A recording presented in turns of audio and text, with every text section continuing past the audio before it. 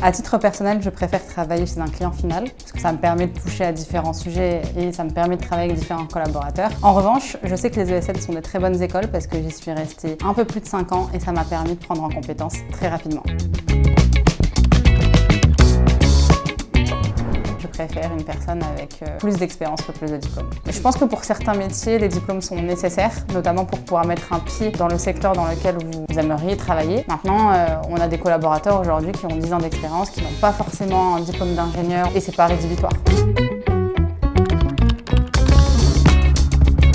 La question que tu me poses, elle est assez complexe puisque au premier abord, je pense que j'irai vers les 20 managers exigeants plutôt qu'un manager indécis parce que me connaissant, c'est quelque chose qui va finir par me prendre la tête. Par contre, je pense que c'est plus gérable d'avoir quelqu'un qu'on doit convaincre que d'avoir 20 personnes en face de soi, très sélectif et très compliqué à gérer.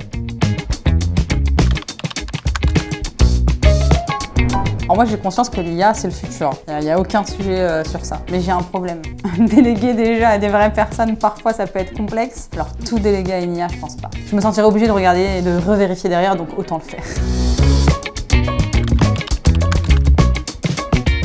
Alors 20 questions c'est beaucoup, maintenant je pense qu'une ou deux questions ça peut nous permettre de savoir si le candidat est intéressé ou pas, s'il a fait des recherches, de voir aussi qu'on n'est pas la 50e entreprise sur sa liste juste pour trouver un job. Ne pas poser de questions, est-ce que c'est rédhibitoire quand on a une pépite en face de soi? Je suis pas certaine.